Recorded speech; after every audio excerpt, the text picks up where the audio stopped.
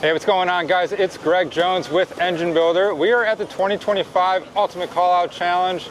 We're in the S&S Diesel booth. I'm joined by Nick Bell. And this right here is his Wagler CX Cummins, and it's our Diesel of the Week.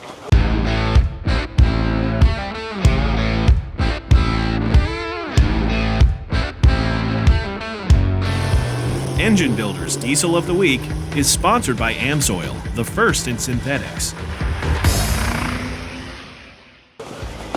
Nick, pleasure to meet you. Nice to meet you. Thanks for giving us a little bit of time today.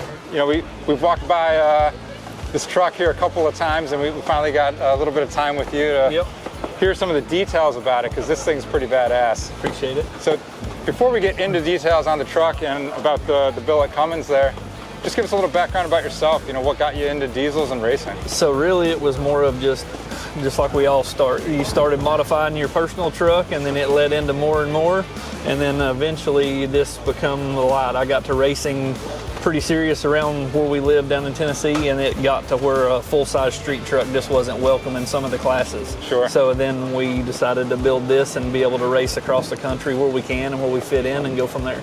Nice. So, well, that's awesome.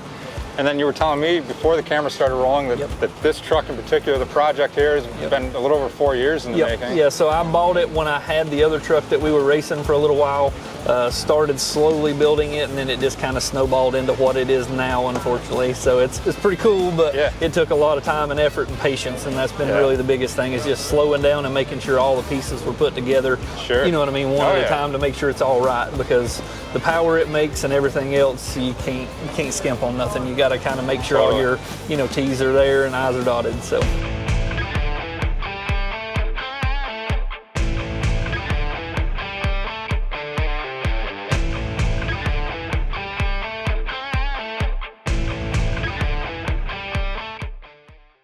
Nick, in the 4 years of the build, were there other engines in there prior, or is it all leading up to this? No, so originally it was going to be like an 850 drag and drive truck, and then we kind of got started and got to cutting on some things, and that's when really clash rules right after COVID started changing again. So we took a step back and kind of waited to see what happened, and then really it didn't fit some of the classes we were trying to intend for. So and then Jeremy started designing this motor, come out with this motor, and then we worked out a deal with him and everything else, and it made it go through. Yeah. So awesome. So Nick, let's talk about some of the specifics that are in the Billet Wagler setup here. Walk us through what's inside.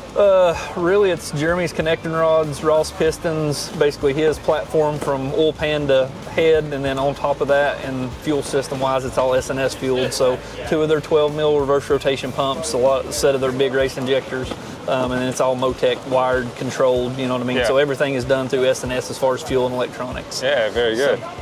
And then the billet block, you had mentioned drag and drive prior. Are you running any water through there? No, this thing is completely solid. Yeah, it's air cooled. I mean, so the only thing we got to do between rounds is basically put a fan on it, cool it off, which the dry sump oil system takes care of a lot of that. It really don't see a lot of heat realistically, which is wild. But so the only thing we really got to do is cool the trans off, make it happy. All right, so Nick, you walked us through a little bit of the bottom end, some of the S&S parts. How about up top with the cylinder head and any valve train? So it's all just Jeremy's billet cylinder head and everything. That's why I was saying it's for his, from the oil pan basically to the valve cover, until we start getting the fuel and rockers and everything like that. Very good. So which he worked with Jessel, and it's got a set of Jessel rockers and stuff in it. So but other than that, it's pretty much his baby from the bottom to the top, you know what I mean? So we work closely with him. We made a few changes, found some tweaks that needed to be made, but that all unfortunately is going to be platform dependent. Sure. So very good. All right, Nick, let's talk about the turbo setup that you got. So it's just a box Garrett GT55 102. So and then it's got two turbo smart wastegates on it. You know what I mean? We control them with a MAC valve actually. So we don't just let it run boost pressure. We actually control it with nitrous pressure. So very good. And about how much boost do you typically run to it when you're out on the track? That all depends on what we're running, what tire setup, what combo. Average is around 100 pounds down track. So. Very good. And what kind of different tires will you guys run? So we've been on a radial until this point, but we're going to try to run this 33-10-5 slick and try to do some more racing, PDRA here at ODSS, and possibly a few other avenues if we can. So we're just trying to keep it kind of simple to 1 or 2 tire setups. That way we don't have a lot of money in parts sitting around, to swap between setups. Very cool. And then Nick, looks like you got a pretty substantial intercooler setup up front. You want to talk a little bit about that? Yeah, so right now it's an air-to-air setup that we're doing. That may change this winter, but we may end up going to a water-to-air setup. But right now it's doing pretty good. It keeps us, I mean, we're around 150 IAT down track, so it's pretty cool. Yeah, for sure. Awesome. All right, and Nick, about how much horsepower does the engine make? And you mentioned the nitrous too. So. Yeah, right now we're running, I think we got 4 kits turned on.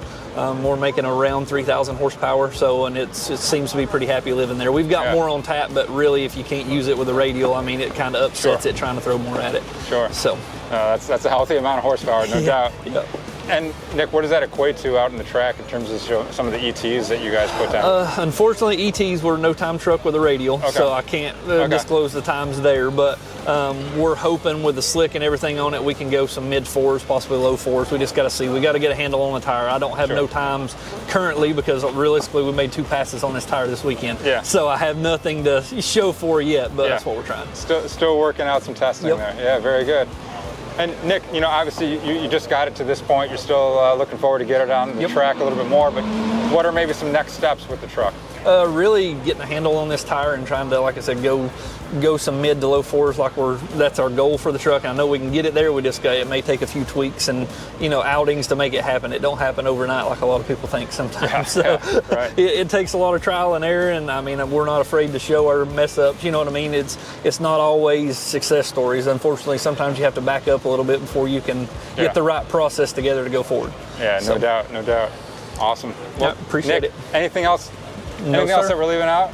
That should be about it. Well, it's a really awesome truck, awesome engine. We appreciate the time. Yeah, appreciate you. Nick, thanks so much. Good luck this weekend out in the track. Thank you. Guys, that's been this episode of Diesel of the Week. We appreciate you guys watching. Make sure you guys are checking out enginebuildermag.com for more great engine and diesel content. And we'll see you guys next time.